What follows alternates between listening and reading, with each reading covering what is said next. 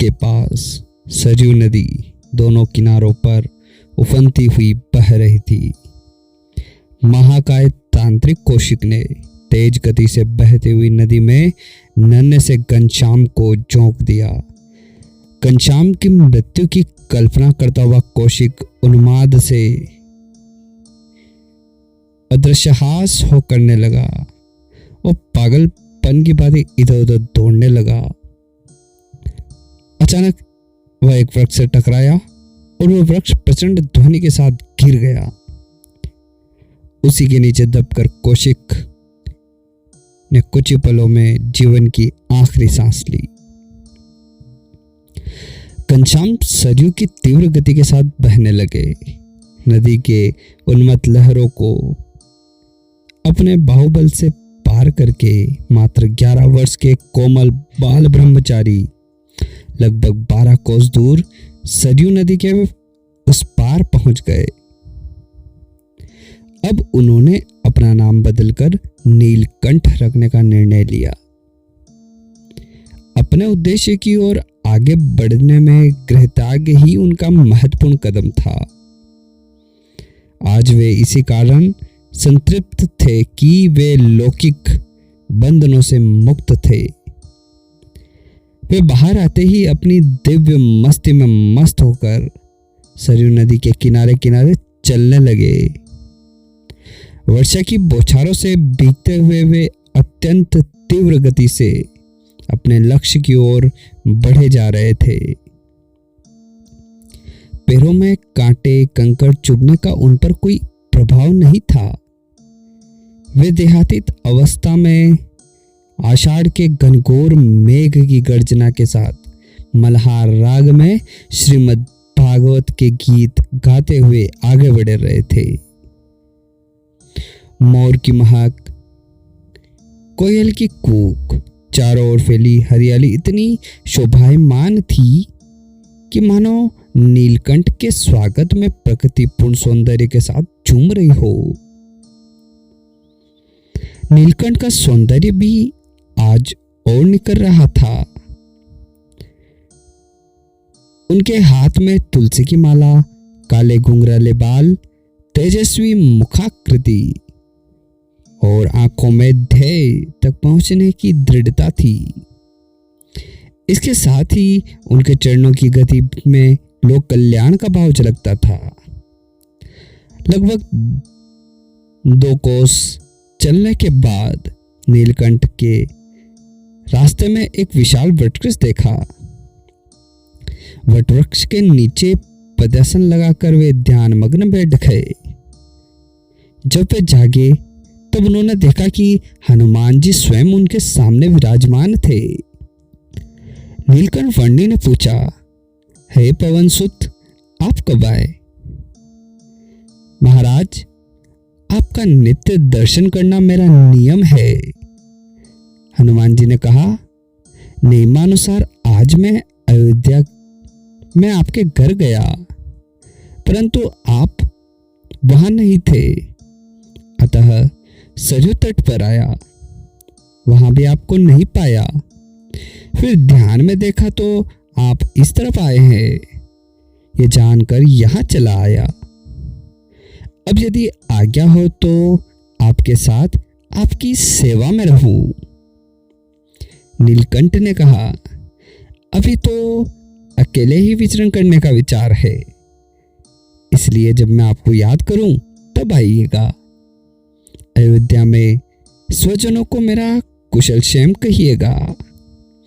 इतना कहकर वो पुनः ध्यानमग्न हो गए। गृहत्याग की रात्रि, जो प्रथम रात्रि थी, को नीलकंठ ने वटवृक्ष के नीचे ही विश्राम किया। आषाढ़ शुक्ल पक्ष एकादशी की मंगल प्रभात बेला में नियमानुसार वे जागे और प्रातः विधि के पश्चात वटवृक्ष के नीचे विराजमान हो गए। इतने में अमरपुर गांव के लोग वहां आ पहुंचे। नीलकंठ वर्णी को देखकर वे बड़े विस्मित हुए कि क्या आज गांव में बाल स्वरूप स्वामी कार्तिकेय आए हैं। अथवा साक्षात ध्रुव जी पधारे हैं। कुछ लोग फल मिठाई आदि लेने के लिए घर की ओर दौड़े। कुछ ही पलों में नीलकंठ के सम्मुख फल मिठाई आदि का ढेर लग गया। नीलकंठ ने सभी चीजें शालिग्राम को चढ़ाई और थोड़ा सा स्वयं ग्रहण किया। शेष प्रसाद को उन्होंने गांव के लोगों में बांट दिया। यह देखकर लोगों ने कहा, ब्रह्मचारी शाम के लिए अपने पास कुछ रखने की कृपा करे। नीलकंठ ने यह सुनकर स्मित किया और कहा, यदि ऐसा विचार किया होता कि संध्या या प्रभात में क्या खाएंगे तो ग्रह का त्याग क्यों करता। त्यागी को तो आकाशवृत्ति और अजगरवती ही चाहिए। जिस ईश्वर ने जन्म दिया है वही पोषण भी करता है। नीलकंठ की वाणी में दिव्यता और मधुरता थी। सभी उनकी प्रतिभा के दीवाने हो गए। नीलकंठ ने कहा, आप अब जाइए, मुझे यहां किसी का डर नहीं। मेरी शक्ति चराचर में व्याप्त है। गांव के बोले वाले लोगों को नीलकंठ की दिव्यवाणी समझ में नहीं आई। नीलकंठ वहां से प्रस्थान करके कलकल बहती नदियों और गहरे नालों को पार करते हुए जंगलों की विकट राह पर आगे बढ़ते लगे। वे जहां जहां विश्राम करते वहां के लोग उनकी दिव्य मूर्ति देखकर खींचे चले आते। कभी कोई फल फूल लाता तो कभी कोई भोजन। नीलकंठ सब कुछ ठाकुर जी को भोग लगाकर थोड़ा सा ग्रहण कर लेते और शेष सामग्री वापस लौटा देते। वे उत्तर में हिमालय के जंगलों की ओर चलते गए।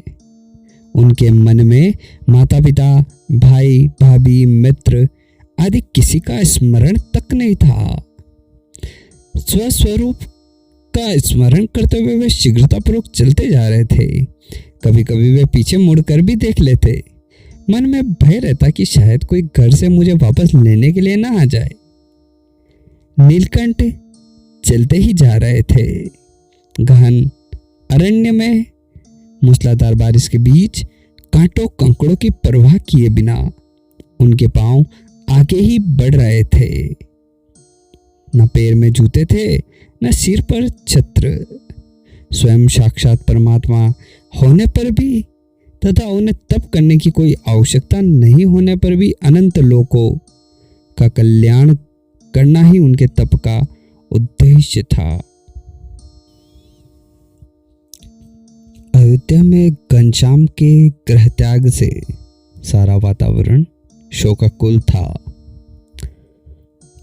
अपने प्रिय घनश्याम के वियोग से व्याकुल सुहासिनी भाभी के आग्रहवश राम प्रताप जी ने सोचा, अब मुझे फिर एक बार छपिया गांव में घनश्याम की जांच करना चाहिए। शायद वे रूठकर छपिया चले गए हो। गांव में घनश्याम को 7 दिन का तक ढूंढा पर वहां भी उनका पता नहीं चला। घनश्याम के मित्र भी थककर चूर हो गए थे। अचानक घनश्याम के बाल मित्र वेणीराम ने सोचा कि घनश्याम गांव के गहरे कुएं में कई बार गोता लगाते थे। हो सकता है उसी में डूब गए हो। यदि घनश्याम कुएं में नहीं मिले तो मैं भी कुएं में डूबकर मर जाऊंगा। यह सोचकर वेणीराम ने कुएं में छलांग लगा दी, परंतु वहां पर भी घनश्याम नहीं मिले। काफी समय बीतने पर भी जब वेणीराम बाहर नहीं आए तो उनके पिता मोतीराम को बहुत चिंता होने लगी। मोतीराम अपने पुत्र वेणीराम को निकालने के लिए स्वयं कुएं में कूद पड़े, परंतु कुएं में इतना अंधकार था कि मोतीराम भी कुएं में डूबने लगा।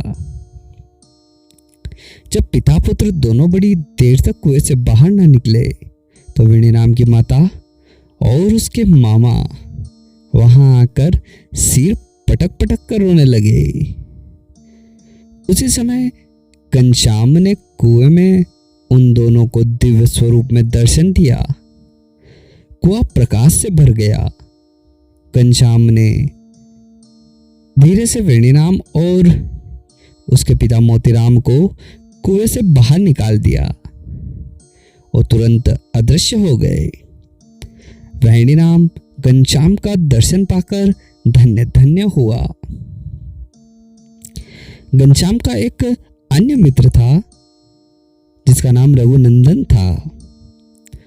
यह वणिक पुत्र था। उसने घनश्याम को 7 दिन तक खोजा।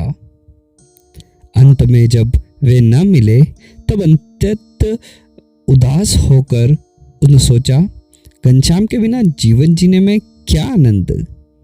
यह सोचकर रघुनंदन नारायण सरोवर गया। वहां एक पेड़ के नीचे बैठकर घनश्याम का ध्यान किया और ध्यान करते करते ही विरह वेदना में उसने अपनी देह का त्याग कर दिया। जब वह शाम तक घर नहीं गया तब उसके माता पिता चिंतित हो गए। वे राम प्रताप जी को लेकर उसे खोजने निकले। वैसे भी राम प्रताप जी घनश्याम के न मिलने पर दुखी थे। उस पर घनश्याम का मित्र रघुनंदन खो गया तो वे बहुत दुखी हो गए। सभी मिलकर नारायण सरोवर की ओर रघुनंदन को खोजने निकल पड़े।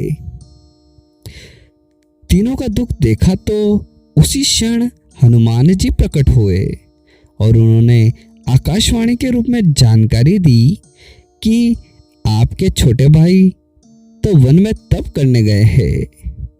तप करने के बाद वे पृथ्वी पर सद्धर्म की स्थापना करेंगे और भविष्य में आपको उनका दर्शन होगा। अतः आप विलाप मत कीजिए।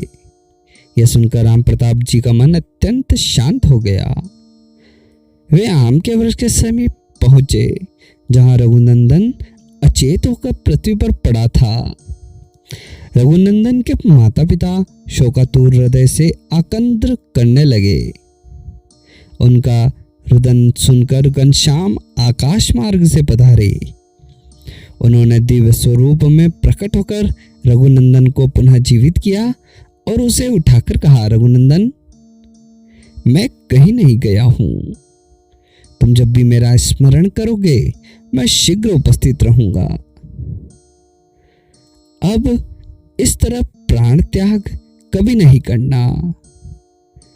तत्पश्चात घनश्याम रघुनंदन, उसके माता पिता एवं राम प्रताप जी भाई को दिव्य दर्शन देकर अदृश्य हो गए।